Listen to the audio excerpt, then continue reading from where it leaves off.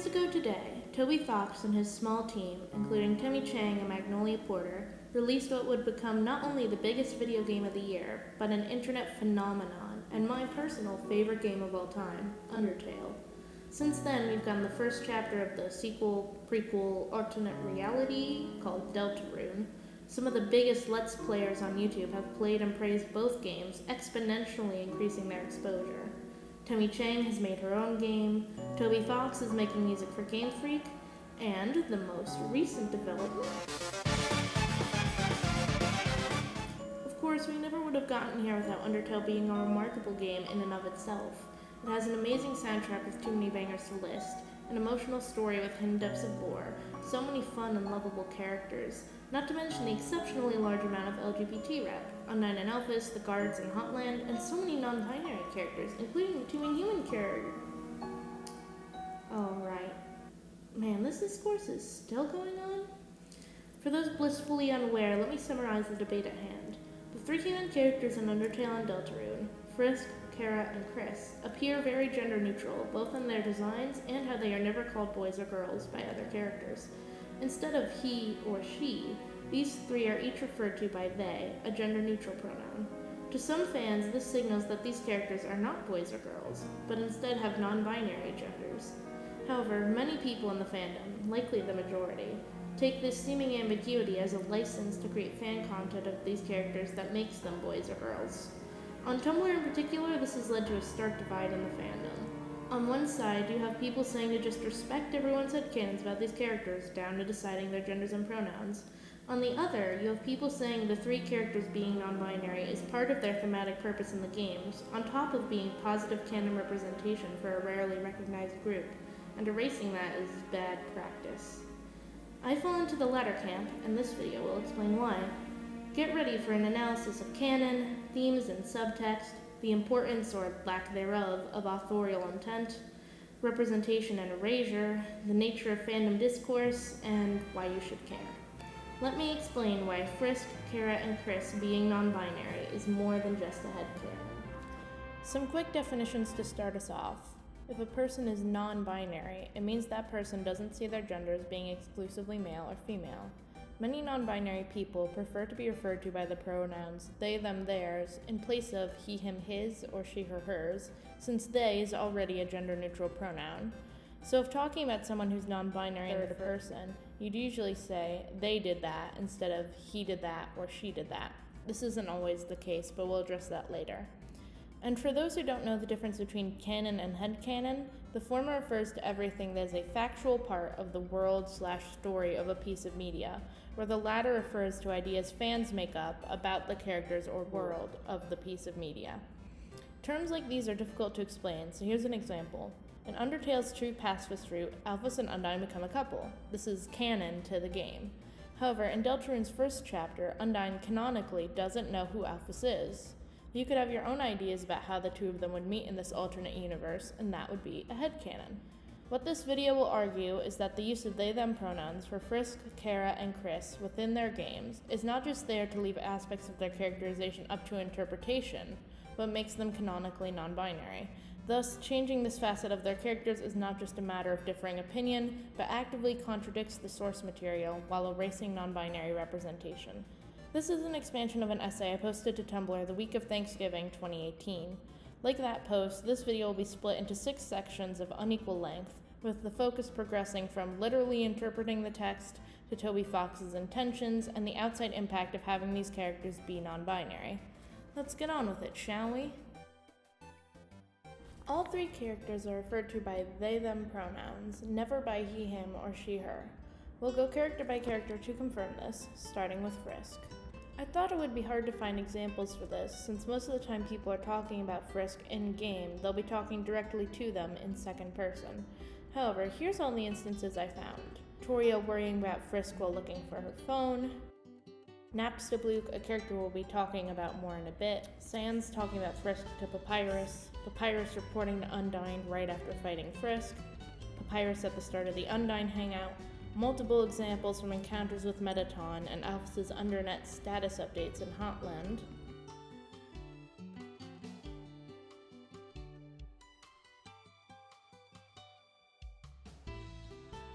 The royal guards talking to each other about Frisk, also in Hotland. Muffet and her spiders gossiping about Frisk in the lead up to her battle. Bratty and Catty if you bring them a glam burger. Papyrus over the phone in the neutral pacifist ending. Authorial talking about Frisk right after the battle with Azrael. Papyrus yet again during this epilogue section. Alphys also from this section. And Flowey if you reopen the game after watching the credits for the True Pacifist run. We'll actually be bringing up this scene with Flowey again in a later section of the video, so keep it in the back of your mind. You could perhaps argue that context nullifies some of these, but when the number of examples is so surprisingly large, it isn't really worth the time to discredit a few specific instances, is it? There's also these two cases where our characters refer to Frisk as a monarch, the uncommon gender-neutral variant of king or queen, Authorial, and Flowey. I've seen people suggest that the monsters don't really know Frisk that well and are just using they-them pronouns for them throughout the game out of respect. I honestly find this hard to argue against, but if that's your position, at least consider this. If Frisk used other pronouns, wouldn't they have corrected the monsters at some point? Sure, Frisk doesn't talk much without being prompted much through most of the game, but I don't think it would have felt out of place if they brought it up right after the monsters learn their name, something equally as personal as a person's pronouns. Alternatively, if Frisk's gender was up to the player's interpretation, the player could have been given a prompt to correct the other characters with the proper pronouns for Frisk. You could argue that it would be pointless this late in the game, but couldn't that logic apply to the reveal of Frisk's name as well? Next up is Chara, the easiest of the three to prove. All of the quotes on screen right now come from the character Chara was supposedly closest to in the entire Underground, Azrael. As you read them, think about this. If Chara's preferred pronouns were anything other than they, them, why would Azrael not use their correct pronouns here? Azrael also refers to Chara with them as Flowey if you revisit him after getting a neutral ending. I've seen some people take Flowey's mentions of Authorial in his New Home No Mercy monologue to be confirmation that Chara goes by she, her, since he doesn't refer to Authorial by name. Even though Chara wouldn't have been awake at that time, and when Flowey does talk about Chara in this monologue, it's in second person, since he believes you are his old best friend. This misconception isn't common, especially these days, but I figured it was worth addressing. Before moving on, here's one more example from in-game. And here's an instance of Toby Fox himself using they-them pronouns to refer to Chara outside of the game, plus one from Temmie Chang. Also worth considering, it would make a lot less sense for Azrael to project Chara onto Frisk, to the point of thinking they were one and the same, if the two humans were different genders. Now, out of the three humans, I've observed that Kris is the one who people are most likely to associate with a specific gender based on their name, with many assuming it to be a shortening of the masculine name Christopher, which isn't even a valid argument on its own. For example, did you know the co-creator of the Wingdings font was a woman named Kris Holmes? But despite the theory videos and such you may have seen where people refer to Kris as he, this is not reflected anywhere in-game. In fact, there are only 3 examples where Kris is referred to by pronouns at all. The first comes from Susie, when she's trying to break Kris and Rousey out of prison, and you have the option to suggest to her which way to go. Here's the second example, which was meant to appear if the player has trouble completing the second clock puzzle right after reuniting with Susie. While this dialogue cannot actually be triggered in-game, it still exists in the game's code, and unlike the first example, it is undeniable in this case that Kris is the only one being referred to. I remember seeing someone argue somewhere that Susie and Rousey don't know Kris well enough to know their proper pronouns. When it comes to Rousey, I can see that argument, but did you notice that he knows both Kris and Susie's names without asking? It seems he knows more than he lets on. And while Susie certainly wasn't friends with Kris before this, the fact that they're in the same class and the close-knit nature of the small town they live in is enough for me to conclude she would have heard Kris be referred to by their pronouns, at least in passing by this point. On top of those, here's a third example from the NPC Clover in Card Castle. Admittedly, like the Susie example, the they here could be referring not just to Kris, but to Rousey and Susie as well. But if all that isn't enough for you, then maybe you'll take it from Toby Fox himself. Here's an interview where he referred to Kris with they-them pronouns twice. Like with the Chara example before, if anyone knows these characters, it would be him. And that's it. Frisk, Chara, and Kris are never referred to by other pronouns. With admittedly one exception. Why does Chara use it for themselves here? If I had to guess, it's likely a combination of them being a ghost of their former self without a soul of their own. Flowey's shown us how much your personality and sense of self is tied to having a soul. And the corruption from the No Mercy run. Remember that gaining love affects a person's mentality. They see themselves as a demon, no longer a person. Whether that's literally true to any extent or just how they feel after everything they've been through doesn't really matter. I just wanted to cover this point before anyone else could bring it up. It's not like this one case makes them not non-binary or anything. To be clear, not all non-binary people go exclusively by they/them pronouns. Some prefer to go by he, him, his, or she, her, hers for their own reasons. Some go by neopronouns, ones invented specifically for those who identify as non-binary.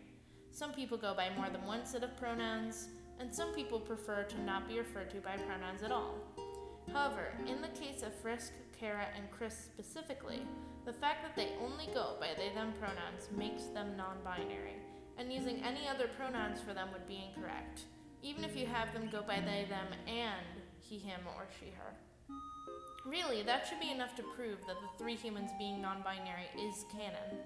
After all, you never have any of the other major characters in UnderTale or DeltaRune explicitly state, I'm a girl or I'm a boy. We know their genders because of the pronouns everyone refers to them by. Sure, you'll see gender bends of those characters, but no one ever claims that those are on the same level of validity when it comes to canon as the actual canon. But I know that isn't enough for the people who came into this video disagreeing with the premise, so let's actually get to countering some of their arguments, shall we? First, I want to cover the idea that they/them pronouns are just meant to be, for lack of a better term, placeholders. The pronouns you use when you don't know a person's gender, rather than them being valid, permanent pronouns on their own. If this was the case in UnderTale and DeltaRune, you'd expect the humans to be the only ones referred to by these pronouns. They're the ones whose identities are left ambiguous so the player can project onto them, right? Well, if you look back through UnderTale and DeltaRune, the majority of the monsters you encounter in both games are referred to with gender-neutral pronouns. Mostly it, but sometimes they/them, if any pronouns at all. Now one might say, but none of those monsters are really meant to be distinct characters. I get why you'd think that, but you're forgetting at least one person. Can you guess who? Yup, Napstablook, despite what many fans have assumed from what I've seen, does not go by he/him pronouns, but they/them. And it's not just in the narration either. Undyne also refers to them as such in certain phone calls with Papyrus. Plus, if you talk to her repeatedly in the Pacifist epilogue, she'll say this. Then again, Undyne admits to barely knowing Napsta, and we see in DeltaRune that she defaults to they/them when talking about people whose gender she doesn't know, specifically in that game Alphys. But that isn't my last example. One of the few people who was ever close to Napsta was Mettaton, before he became a celebrity. And what does Mettaton say after Bluky calls in to his final show? There's also this example from Mettaton's diary. Now, someone who's really grasping for straws might bring up these images of the official UnderTale art book, where Napstablook is referred to with he/him pronouns. What I myself didn't know when this was first brought up to me was that Toby Fox actually went back and edited the art book, both the PDF and for later physical printings, to switch these out with they/them pronouns. He also did the same for Monster Kid, which in combination with these screenshots implies that they're non-binary too. How fun! So even if Toby tends to see these characters as leaning more masculine himself, he does intend for them to be read as non-binary, even going out of his way to correct a mistake of his, one that few people would have cared about, to confirm these characters' identities. What this proves is that Toby recognizes they/them pronouns as valid for an individual in his work, more than just placeholders for when you don't know a person's real gender, which I hope makes buying that he purposefully made all three humans canonically non-binary easier for skeptics to swallow. We'll have a whole section on whether he did purposefully do that later. But I'll acknowledge that there is a difference between the three humans and the other characters in those games who use they/them, due to their relationship with you as the player.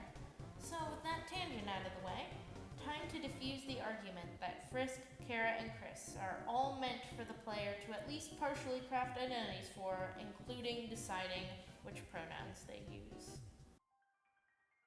Each of the three humans in UnderTale and DeltaRune has moments of asserting their agency, and part of the game's subtext is the unique ways in which they relate to the player, rather than them all being blank slates. It's yet another way Toby Fox breaks RPG conventions. These aren't like, say, the protagonists of the more recent Pokemon games, whose genders, names, and appearances are left for us to customize, and who are deliberately given as little characterization as possible so we can project our feelings onto them, to the point of rarely showing any emotion, even in cinematic cutscenes. Frisk, Kara, and Kris have canon names, canon designs, though the simple sprite work does leave some room for interpretation. And all three have many specific personality traits and quirks a writer wouldn't give to a character who's meant to be a blank slate. Therefore, it only seems reasonable that the use of they/them pronouns when referring to them is not just there for us to decide their real pronouns, but because these are their canon pronouns and should be treated as such, like with the pronouns of any other character. To prove these characters are, well, actual characters, we'll go one by one as before, beginning with Frisk. Out of the three, this subsection is admittedly the one with the least indisputable evidence compared to the rest. But here's what we have, and I think it's pretty obvious.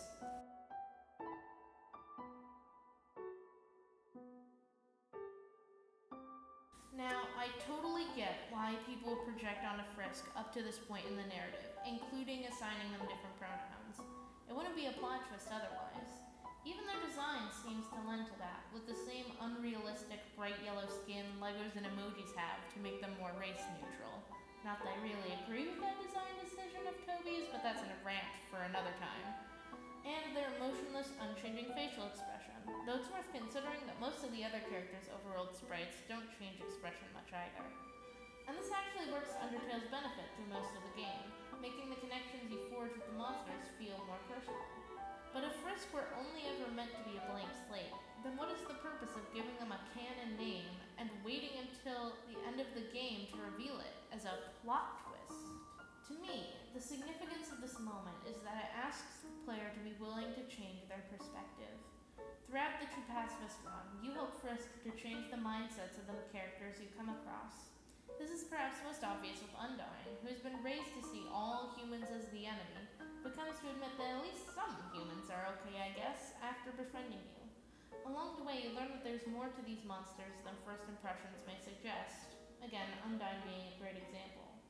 Now the game is asking you to look deeper one more time, and presenting you with the challenge you posed to all the other major characters.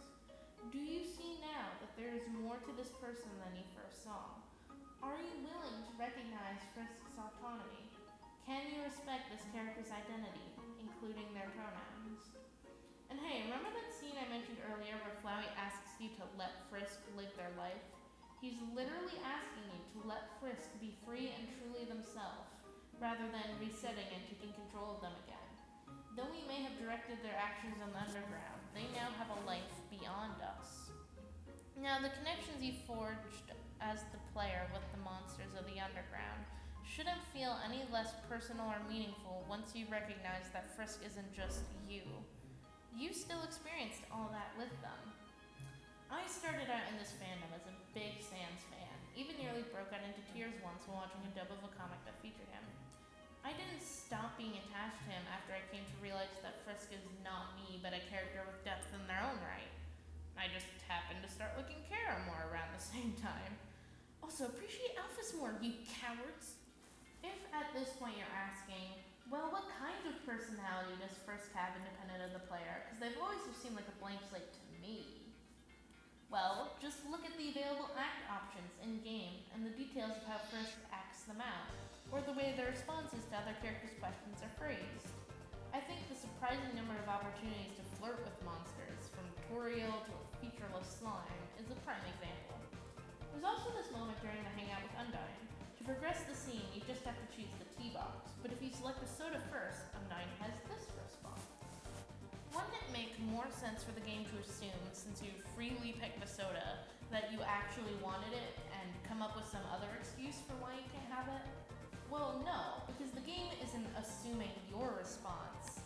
It's telling you what Frisk's reaction was. Here's the game hinting that Frisk is their own person before you even learn their true name. The act options for the encounter with Snowdrake's mom in the True Lab play out similarly, with Frisk refusing to heckle or laugh at the amalgamate even if you command them to. That reminds me, I noticed when going over the act options in the game that there are a surprising number of mean ones early on, but hardly any later in the adventure. In the ruins, you can threaten Frogget, terrorize Whimsun, threaten Napstabloop, devour Vegetoid, and pick on Lukes, which if you then kill it, will actually grant you more EXP than just killing it outright would. In Snowdin, you can heckle Snowdrake, steal Icecap's hat, ignore Greater Dog, and insult Papyrus, though he takes it pretty well. I would include ditching Jerry, but, you know, he's Jerry. From there on out, however, there are barely any obviously cruel act options. You can shoo at Aaron and Waterfall, but it normally has no effect. You can criticize Vulcan and Hotland. You can pick on astigmatism in the core, but half the time that's what it wants you to do. And the meaner options in Mettaton's EX fight, Boast and Heel Turn, are just Frisk playing to the audience to earn more ratings. Some options will annoy enemies, such as touching Washua, flexing Yurkemi, or challenging Undyne, but none of these are as intentionally harmful as any of the earlier Ruins examples. Why did I spend time going on that detour? To show that Frisk grows kinder over the course of the game. They start out just as willing to scare the monsters off as to befriend them, but become more considerate towards their enemies the more they encounter them. And that character growth happens regardless of how many monsters you kill. After all, the act options are the same on any neutral route as on the true pacifist route. Frisk's personality develops on their journey regardless of our influence. They are their own person with predefined traits. So what reason could there be for the game to leave their gender, of all things, something as core to a person's identity as their name, as something we decide? Does it really make sense to assume that the use of solely they-them pronouns for this character is for a purpose that contradicts everything I've just talked about, rather than those just being their preferred pronouns? On to Chara. While you are the one who gives them their name, the reason for which will be considered later in the video, consider the following. First is an echo of the main point I made concerning Frisk. If the purpose of Chara's entire character was meant to be just a reflection of you as the player, then why give them a true name at all?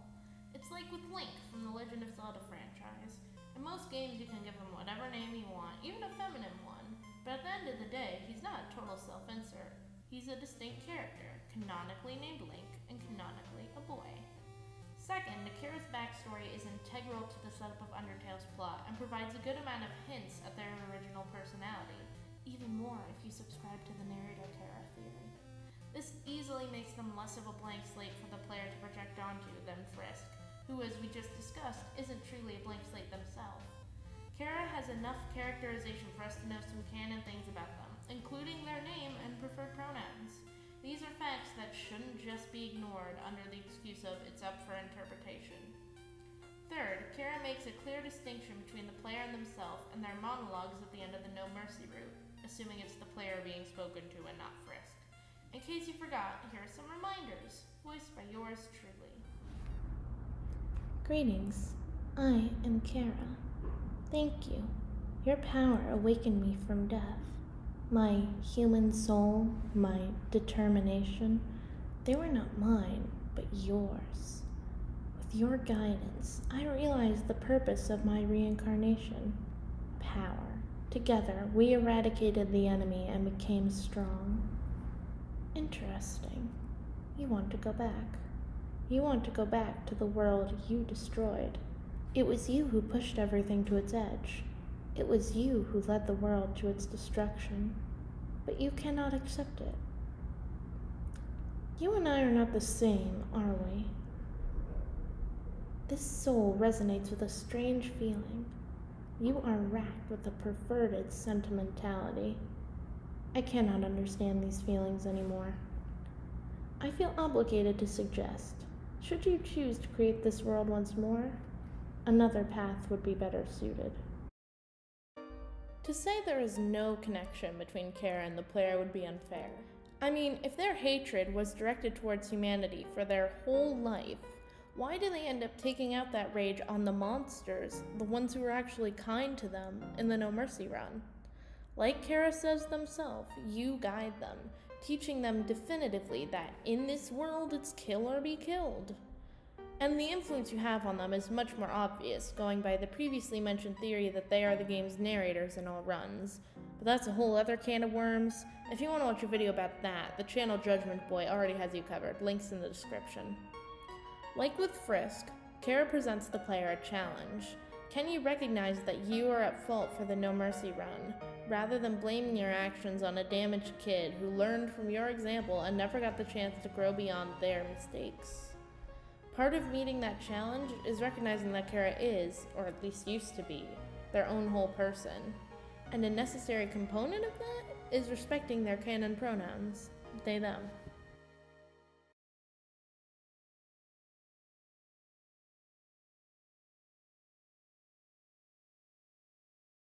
Now we get to the really fun part. DeltaRune as a whole seems to be delving even deeper and more explicitly into the relationship between the playable character as an unwitting vessel and the actual player controlling them than UnderTale did. Outside of the prevalent message that your choices don't matter, which I'm guessing will end up like the kill or be killed of this game rather than DR's intended final moral, the main evidence towards this is how the game starts. This red soul is a manifestation of you as the player in the game's world. We use the soul in this sequence to make a vessel, only for it to be discarded because apparently no one can choose who they are in this world. This lack of choice is actually foreshadowed when you choose which legs you prefer, since all but the last option are the same. The game is pointing out right away how superficial these choices are. The main message of this sequence is pretty obvious to me. We don't get an empty vessel to put ourselves and our ideas into in DeltaRune. Kris, whose name is the first thing we learn about them, a stark contrast to Frisk, is not an empty vessel. They have an already established backstory and personality, which we get multiple hints at, mostly when going around town at the end of the demo. The fact that you have to go through the vessel creation process on every new file suggests it's more than just a framing device, but directly tied to the game's narrative and or themes in some way. So let's keep this scene in mind as we look at Kris's defining moment at the end of Chapter 1.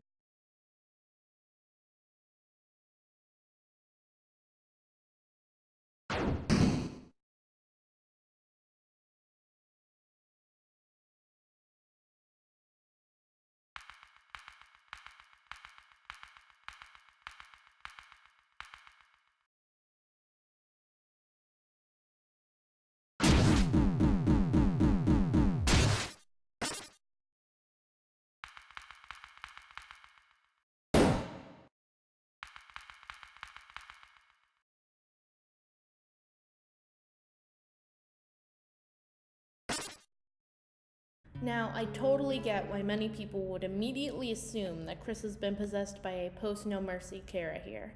I'm pretty sure the visual similarities between this scene and the one that plays if you choose to stay with Authorial on a soulless pacifist run in UT are intentional. And we can't say with certainty that this isn't what this is until the rest of the game comes out, or Toby Fox says otherwise. But remember how I proposed the red soul, at least in DeltaRune, is a manifestation of the player? This is actually reinforced in this scene, because you're able to move the soul back and forth within the cage. We've been controlling Kris via that soul the whole way through the game, and now, Kris is done with us. This is their prime moment of agency in Chapter 1, reclaiming ownership of their own body, and I doubt that it will be their last. There's a ton of other stuff I can mention about Kris, like how they have their own save file which you overwrite to save your progress. Their ability to play the piano is worse than normal with you controlling them, according to the hospital receptionist. Multiple NPCs in the town, including this hospital worker and Noelle, will comment on Kris seeming more talkative or looking off today because you're making them interact with people more than they're used to. The narration says Kris feels bitter if you throw away the one possession in their inventory, the ball of junk. Bitter isn't the emotion one would feel if they did this of their own free will. Or all the hints at Kris's true personality as an introverted, codependent prankster, with additional little details, such as them liking chocolate and the church's sick fruit juice, and how they bond with Susie over the course of the day to the extent that they jump to defend her at the end of the king's fight on their own, call her a friend over the phone tutorial, and get visibly annoyed at Monster Kid when they talk trash about her. But that could be a video in itself. My point is, if Frisk and Kara's individualism from the player was subtle in UnderTale, this is pretty straightforward if you know where to look. Kris is a distinct character, which means their gender is not up to our interpretation. Before we move on, I would like to point out that there is another character in one of Toby's games with a thematic relationship to the player, one who serves as a direct analogy to us while being far from a blank slate. It's the first character who talks to us in UnderTale, Flowey the Flower. It's made clearest enough in, funnily enough, the same run where we meet Kara face to face. If UnderTale's a game, Flowey is a player, replaying it over and over, testing how the world would react to our actions, looking for different endings, and never fully empathizing with the characters. For him, it was due to his lack of a soul. For us, it's because we know the characters aren't real. But Flowey isn't a character we're meant to project our identities onto. Sure, we can have headcanons about his personality and theorize about aspects of his backstory left in the dark, but what is said about him, we all treat as canon. Mainly that, 1, his name is Flowey. 2, he is a soulless reincarnation of Azrael, a combination of his dust, some human determination, and a vessel, a golden flower. 3, he uses he/him pronouns like Azrael did, confirmed through a phone call with Papyrus. Changing any of these things about Flowey's character is straying from the original text. No one would argue that. The point is that Frisk, Kara, and Kris are all also analogs for the player in their own ways. Frisk and Kris are our, for lack of a better term, puppets, however unwillingly. And Kara, at least on the No Mercy run, is a representation of both our tendency to thoughtlessly grind enemies in RPGs and the somewhat sadistic satisfaction we get from doing so. But like Flowey, they are concurrently their own distinct characters, with canon aspects of their identities separate from whatever we may initially project onto them. The fandom already treats their names as canon. We've seen what pronouns others refer to them by, they, them, theirs. So why do we not treat those as their canon pronouns? Why is changing them considered a valid interpretation of the original text rather than an alteration of it? Look, if you want a fun, humorous, emotionally mature indie game with creepy undertones, where you befriend a diverse cast of quirky, likable characters, and even the villain is redeemable, but you also really want the protagonist character to be literally you and or left entirely to your interpretation, then UnderTale and DeltaRune aren't the games you're looking for. But there are other options. Check out Smile For Me by Hugo Limbo and Gabe Lane. Seriously, it's just $13 on Steam. That's not to say you can't play and enjoy UnderTale and DeltaRune. Of course you can. I'm only saying that Frisk, Kara, and Kris, based on all the in-game context, aren't written to be what you want from them. They aren't us. They aren't blank slates. So just respect that. Let them be non-binary. That's the bulk of the argument done, but when discussing canon, there is one thing that always has to be considered. I know I just spent a whole section essentially praising the writing of the human characters in these two games, but I'll take a step back and admit that they are not the pinnacle of non-binary representation. The fact that so many people reinterpret these characters as cis boys or girls, cis meaning not trans, FYI, the fact that I felt compelled to make a video explaining all this proves it's less than perfect. And most will argue there's a difference between explicit, implied, and unintentional representation in media. So, do we know for certain that Toby Fox created the humans to be canonically non-binary? Well, if our standard of proof is a statement from him directly saying so, then no. But there's no such confirmation that he meant for their genders to be up to interpretation either. In the absence of the author's words, or even in spite of them if you look at it through the death of the author lens, the text speaks for itself. And well, I've already laid out how the games present these characters and their gender identities. Now, before you start typing, I've heard the claims that Toby once tweeted that Frisk and Kara's genders are up to the players to decide, but everywhere I've looked, I've never found a link to or screenshot of said tweet, meaning it was either a faked tweet that got shared around, or just a rumor from the start. Any tweet or other post Toby's written having remotely to do with this topic has since been deleted. And if he deleted it, doesn't that suggest he no longer stands behind what he said? He could have reiterated his past stance at any point since, but he hasn't. Some may bring up the one tweet where Toby suggested to name the fallen human, Chara, your own name, as evidence that you are meant to project yourself onto these characters. However, I think you could argue just as easily that doing this adds to the impact of when Frisk, the character you physically control, confirms themselves to be their own person with their own name, rather than a mold for you to pour yourself into. And though Chara does make it clear that they as a character are separate from you, the whole no mercy ending monologue does hit harder when the person reprimanding you for their sins, who describes themselves as the feeling you get when your stats increase, shares your name. Not to mention that Toby once tweeted that his tweets aren't canon, though that tweet in itself ended in a joke, so it's debatable how serious his statement was. While looking for that non-existent tweet I mentioned at the start of this section, I came across this interview Toby did for the now-defunct outermode.com back in September of 2015, and took particular note of this passage. Interviewer: the protagonist in UnderTale is of ambiguous gender. This is also true of many of the monsters he/she encounters along the way. Was this a design choice? And what role does androgyny play in your vision of the world? Toby Fox? Skip. While this technically doesn't confirm or deny anything either way, how hard would it have been for Toby to say, well, the protagonist is meant to have their gender be up to the player's interpretation? I figure he would have gotten less backlash for that than he would have for definitively saying that Frisk is meant to be non-binary, though I doubt that would have stopped people from misgendering them as male or female anyway. Then again, the article does start with the interviewer saying, I told Toby Fox to skip questions he didn't find interesting, and boy did he take me at my word. So maybe he just felt there wasn't anything worthwhile to say on the subject.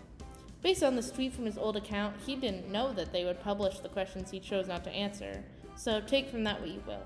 I admit, even after everything I've talked about up to this point, I can't say with certainty that Frisk and Chara's genders were never meant to be up to the player's choice, because we can't know exactly what Toby Fox was thinking when he designed them. And I doubt he would want to make a statement on it at this point. I'd love if he did either way, just so we could put this to rest, but I can't really blame him. The same applies to Kris, for now. However, if the rest of DeltaRune ends up going in the direction I suggested in the previous section, I honestly would not be surprised if there's a moment where Kris confirms they are non-binary, as a show of agency and individualism akin to Frisk telling Azrael their real name. I wouldn't really call it a theory, and it's hard to speculate what the other chapters of the game will be like at all, based on what relatively little we have, plus that cliffhanger ending. But I wouldn't have mentioned it here if I didn't think it had any validity. Plus then I wouldn't have to cringe while watching basically every DeltaRune theory video where they refer to Kris by he and him pronouns, or if they're Nat Cat, switching between he, him, and she, her when using they, them would only be easier. Come on, guys! Sorry about that. I'd like to take a quick moment to thank the people who've watched this video through up to this point. However, we're still a little ways off from the end. There's one big question that has yet to be addressed. Why do people keep bringing up this topic years on from UnderTale's release? Why do people like me keep repeating these points when we see others say stuff on the topic that we disagree with? Why should any character's gender matter if it has nothing to do with the story, especially if said character is purely fictional? Well, outside of the previously mentioned stuff relating to UnderTale and DeltaRune's themes and messages about choice, agency, and individualism, which I would argue does make it plot relevant in this case, there's one big reason I've already alluded to: representation. Tell me, how many games can you think of, just off the top of your head, where there are any explicitly non-binary characters? How many where that character is a major one, and whose gender identity is just treated as another aspect of their personality, rather than something that makes them weird or an other? And how many of those games are even close to the popularity of UnderTale in its heyday? Even expanding these questions to media other than just video games won't net many more results.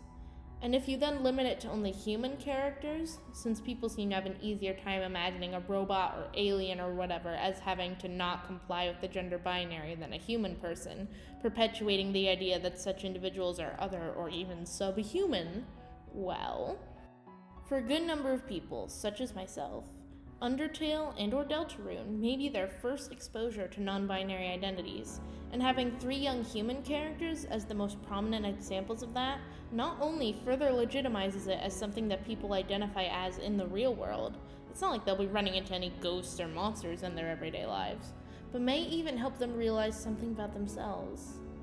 But if they then see people in the fandom, people they look up to, casually misgendering these characters and justifying it by saying, these characters are just blank slates, the pronouns used for them in-game are just placeholders, that both denies them that chance to learn and will affect their mindset for the next time they come across this concept, in other media or maybe even in real life. On the other hand, for non-binary people in the fandom who are striving for representation, seeing posts and comments saying stuff like, just let people have their headcanons, can come across as the OP not understanding how much that representation means. Even worse, coming back to the point I made in the second section of this video, it could be seen as the OP denying that non-binary identities are just as real and genuine as being male or female. A problem which, again, more mainstream representation of non-binary people would help solve. And considering that so many people, even within the LGBTQ+ community, are at best uninformed about and at worst actively deny non-binary identities, when non-binary fans see the stuff in a fandom for a game about acceptance and forgiveness, they only feel even more isolated. Not to mention how seeing a character they care about get misgendered can trigger their gender dysphoria. But don't just take it from me. After all, as just one person, and someone who has only very recently begun identifying as a demigirl, meaning I see myself as somewhat feminine and somewhat non-binary, I can't speak generally for all the trans and non-binary UnderTale and DeltaRune fans out there. So if you have the time and interest to see their perspectives, you can find links to posts by such fans under the further reading heading at the top of the script document linked in this video's description. Hopefully they'll be as eye-opening for you as they were for me. I know some people flinch at the mere mention of the word representation. I've seen people argue that you shouldn't need to see representation of a group you belong to in a piece of media in order to be able to relate to the characters and or feel validated yourself. But I mean, I certainly find it easier to relate to characters that I share traits with. That's just how humans work. It's probably the main reason why most people assign different genders to Frisk, Chara, and Kris in the first place. Besides, who does it hurt to include more diverse characters? Oh right, there's the idea that forcing creators to include representation is bad for creativity or whatever. Well, good thing that's not what this is about. As far as I know, no one is telling Toby he has to add new characters to fulfill a quota. The characters in question, Frisk, Chara, and Kris, already exist in his work, not to mention Napstablook, Monster Kid. Oh hey, remember River Person? Them too. The point of this video is to show that the 3 humans are meant to be non-binary, based on what's already in-game, assuming I provided enough proof to convince you, so people won't continue to erase that representation. By making them binary cis boys or girls, you're only taking away from the original text, and giving people more to complain about. Honestly, what does one even have to gain story-wise from assigning different genders to the human kids? I can't remember a time I saw where making them cis boys or girls added anything to their characterization or opened up different story possibilities. I'm sure you could come up with a theoretical example, but compared to the endless fanworks that don't do that, it hardly makes a dent. Speaking beyond just UnderTale and DeltaRune, characters being non-binary shouldn't affect who you ship them with. You can give such characters more overtly masculine or feminine designs and appearances, but still have them be non-binary and go by they/them pronouns. Most people don't naturally look androgynous after all. And to work with voice acting, casting someone with a more masculine or feminine voice to play a non-binary character shouldn't stop you from portraying the characters non-binary either. Just refer to them with the right pronouns. And if people who find your work continuously misgender the non-binary characters in it or ask what their real gender is, don't let them get to you. You don't need to respond to every such comment, but when you do respond, clearly state that these characters are non-binary. Correct the people who refer to those characters by the wrong pronouns, and if worse comes to worse, block the people who won't respect that. Before you, using the rest of this paragraph to refer to, or it's not worth the potential controversy. Remember that non-binary people in real life have to deal with this crap far more often than you do, and for them, it's personal. If they can handle it, why can't you? And yes, you did sign up for this, if you want to put it that way, when you chose to include characters who are non-binary in your work. Don't try to use that excuse either. Yes, Frisk, Chara, and Kris are fictional characters, not real people. But as I mentioned earlier, seeing representation of non-binary people, or any minority group really, in fiction can help people come to understand those identities and give them more of an open mind when interacting with people who are part of that minority in real life. Inversely, when people don't accept the reality of non-binary characters in fiction, frankly, it doesn't bode well of how they'll treat non-binary people in real life. That's not calling out anyone in particular, it's just a trend I've noticed over time.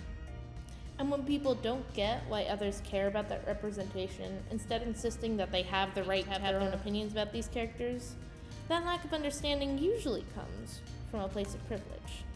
To be clear, having privilege doesn't make anyone a de facto bad person. It just means we should pay more attention to such sensitive topics if we're going to participate in discussions about them. Otherwise, you may continue to further ideas that, for example, delegitimize non-binary identities, as these characters only use they/them pronouns so we can decide their gender argument does, whether or not that was our intention. Being more informed has never hurt anyone. Take it from me. As I mentioned earlier, I've only recently started identifying as non-binary, but over the past few years I've been actively learning more about this stuff for the sake of being as kind and respectful to others different from me as possible. When people like me ask others in the fandom to stick to Frisk, Chara, and Kris's canon pronouns, it's not for the sake of shutting down opposing interpretations just because they're different. Rather, it comes from a place of wanting to help make the world at large more accepting for non-binary folk, one step at a time. Honestly, it's beyond time for people to accept that they/them aren't placeholder pronouns, and the genders of people who use them aren't up for others to judge.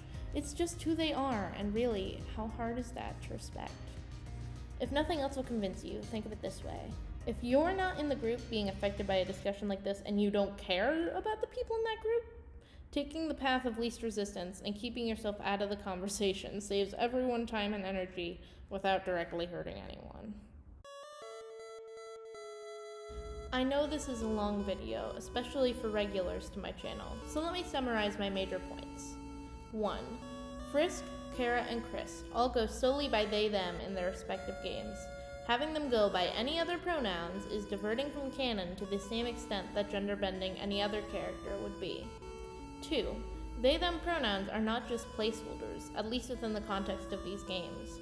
Other distinct characters like Napstablook are solely referred to by they/them pronouns, even by those who are close to them.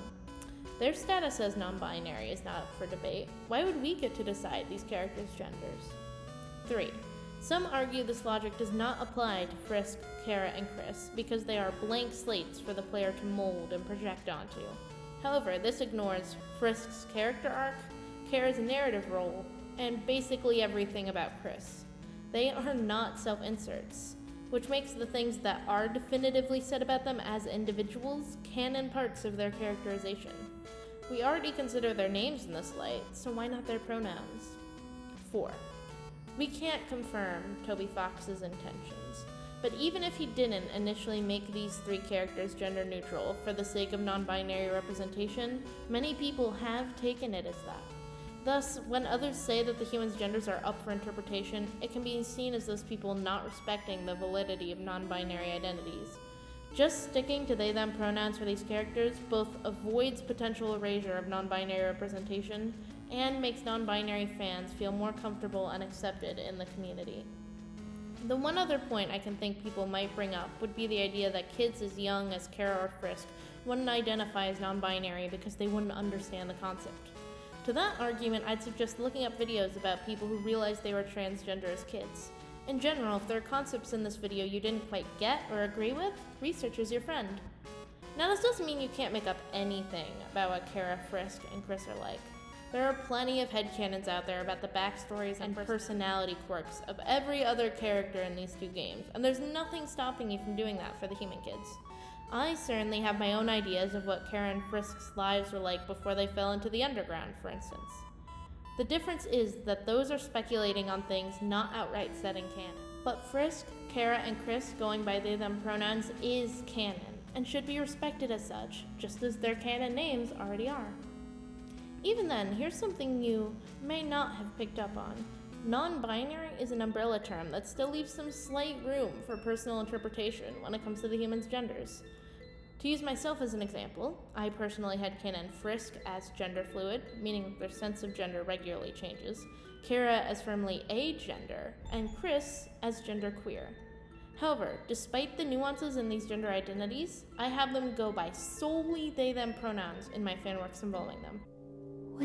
At the end of the day, neither I nor anyone else, not even Toby Fox, can force everyone in the UnderTale and DeltaRune fandoms to drop their misconceptions about these fictional characters. But we can present our points, and there's always the chance that people will change their minds for the sake of our fellow fans. My hope is that if you came into this video disagreeing with me, you now at least understand why people like me don't support the seemingly righteous stance of it's all up to interpretation, just let people do what they want. And if you knew nothing about non-binary identities before, hopefully this was educational for you. If you have any remaining questions relating to this video, leave a comment, or if you'd rather ask me personally, send me an ask on Tumblr. If enough people bring up the same points, I'll add my rebukes to them at the end of the script document. To any of my over 1,000 subscribers who came to this channel for comic dubs, but decided to watch this video the whole way through anyway, first of all, thanks. I can't say when my next video will come out, but I do have multiple projects on the back burner, at least one of which may or may not be UnderTale or DeltaRune related. Until next time, this is Agent Raven, signing off.